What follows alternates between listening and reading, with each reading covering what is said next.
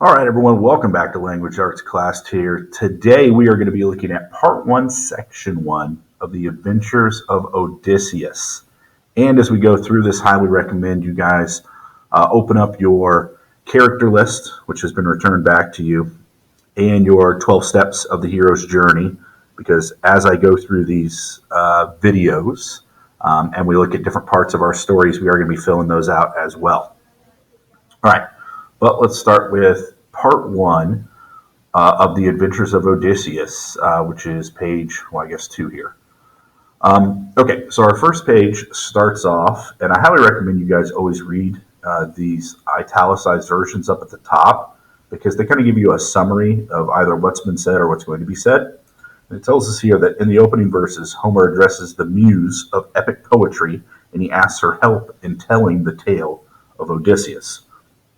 So this is very common in epic poetry, where you ask for help in telling the story. Because remember, none of this is written down.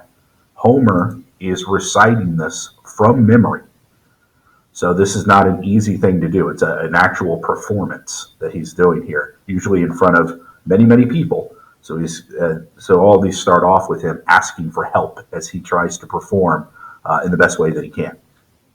Then we get into a little bit of a description of what's happened in the past. So it says here that man skilled in all ways of contending, the wanderer harried for years on end after he plundered the stronghold on the proud height of Troy. Obviously talking about Odysseus here and what he has done in the past. Then we get to this next section where it says he saw townlands. The rest of this is essentially, imagine it like a movie trailer where Homer is setting up what's going to happen in the story. And he says he saw townlands, learned the minds of many distant men, and weathered many bitter nights and days in the deep-hearted sea. So describing these kind of next 10 years, which are going to be the Odyssey that's going to happen here. And that's essentially the rest of this little prologue that we have. It's just imagine it like a movie trailer where Homer is teasing us as to what's going to happen throughout the story. All right, let's jump down then to next page here. We have a character list. If you had trouble getting information for any of those characters in your character list that you created, this is a good spot to go through and get at least a little bit of information. It's very short here, the information they give, but it can help you out some if you're lacking in any of your character lists. All right. Okay, let's jump down then to the first real part of our story here, which is sailing from Troy, which says 10 years after the Trojan War, Odysseus departs from the goddess Calypso's island. He arrives in Phaeacia, ruled by Alcinous. Alcinous offers a ship to Odysseus and asks him to tell of his adventures. So what's happening here is this is part way through the story. He's already on Calypso's island, and now we're going to flash back. So this is a flashback of how we get to this point right here. Everything will be a flashback to how we get to Calypso's island. Okay, so our flashback then. Odysseus introduces himself. I'm Laertes' son, Odysseus. And he says where he lives, right? Ithaca, and that's where he's trying to get back to. Couple things to point out in this sentence here. That you might have missed as you read through it. This sentence right here, where it says, though I have been detained long by Calypso, loveliest among goddesses, who held me in her smooth caves to be her heart's delight, as Circe of Aea, the enchantress, desired me and detained me in her hall, but in my heart I never gave her consent. These lines right here, what he's essentially saying is that on his journeys, he has run into some goddesses, some enchantress, or what we might call witches, and they've all taken a liking to Odysseus. And he has sort of unwillingly acknowledged and met those desires, if you will. But it says that in his heart, he never gave consent. This is a way for him to, if he ever makes it back home, right, to his, remember, wife that he has, he can say, look, I did a lot of things on my journeys, but in my heart, I was always true to you and you alone. I'll let you guys decide whether or not he's just saying that, or whether he really means it. Kind of up to you to decide. Okay, going on here. Let's scroll down to this section right here, where we start talking about a war. So it says, what of those years of rough adventure weathered under Zeus? The winds brought me to a strong point on the coast of Cercones, and I stormed the palace and killed the men who fought, plundered what we took, and enslaved the women to make division equal shares to all. But on the spot I told them, back and quickly out to sea again.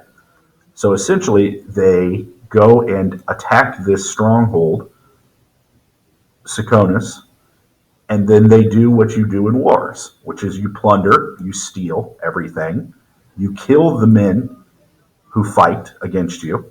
So any man, usually of fighting age, so maybe 16 and above, you kill them, and you enslave their women. Lots of times children too, if they are not of fighting age, but you enslave them. So you take them for yourself, and then you divide it, right, among the men, equal shares to all, as he says here. Now, this might seem horrible. Well, it doesn't seem horrible. It is horrible. But remember, Odysseus is our protagonist. And in fact, back then, the fact that he would have shared these with all of his men would have been seen as an act of kindness to his men.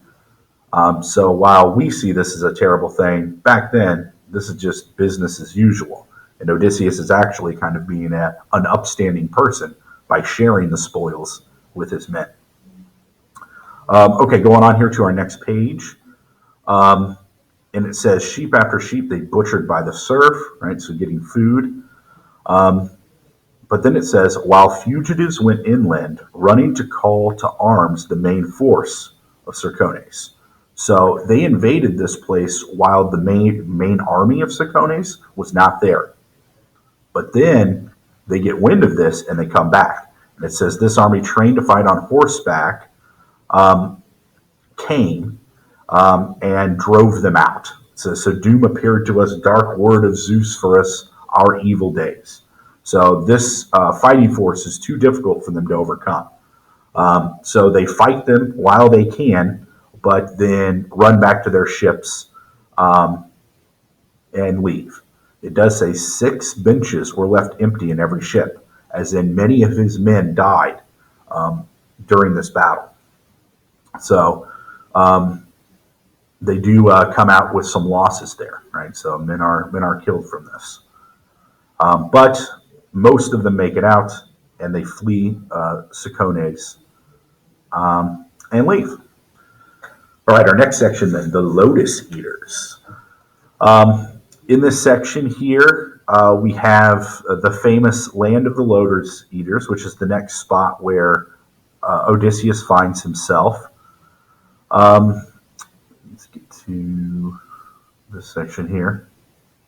It says, 9 days they drifted on the sea. Now what's happening here is it should be a straight shot for them to get home. It should not be hard, but there's a problem. And the problem is, if you remember, we talked about how Odysseus had angered Poseidon by both literally spitting in his face and figuratively spitting in his face and saying he is smarter than the gods. So what should be a quick, easy boat journey is not that at all. And this, as it says here, teeming sea and high dangerous winds, this is not coincidence. This is Poseidon going forward on his promise of, you will never make it home. So this 9 days that they drifted, remember, they are at the kind of the whim of Poseidon's winds and his seas. So he can kind of control where they are. So Poseidon drops them off at this place right here, the coastline of the Lotus Eaters, who it says here live upon that flower. Now, it says lotus is the flower here. The New Age term, what we would call it, is essentially poppy. So actually, what these people are is these are people that are addicted to the unsynthesized version of heroin. Right? So they're literally addicted to a drug. And they, as it says here, they live off of it. So his men leave the ships, they go on to land, but many of them become addicted to this plant here. It says the lotus users who showed no will to do us harm, only offering the sweet lotus to our friends, right? They not knowing that it's actually a trap. So they eat this, and as soon as they start consuming these lotuses, they forget everything about their past, and all they care about is getting more of these lotuses. And in fact, in some descriptions of it, they literally rot there. So they would eat these plants, and then they wouldn't move for long periods of time, and moss would grow on them, and they might still be alive, kind of, but essentially in a deep, deep sleep where all they cared about is these plants, which very much fits kind of a description of how heroin can interact with people. So obviously they realize, or Odysseus realizes what's happening, and he calls everyone aboard. We have to get out of here, and they flee. Right. So those are kind of the first two places where Odysseus stops along the way: Saconis, and then the land of the Lotus Eaters. All right, that's it for today's video. I'll talk to you guys next time.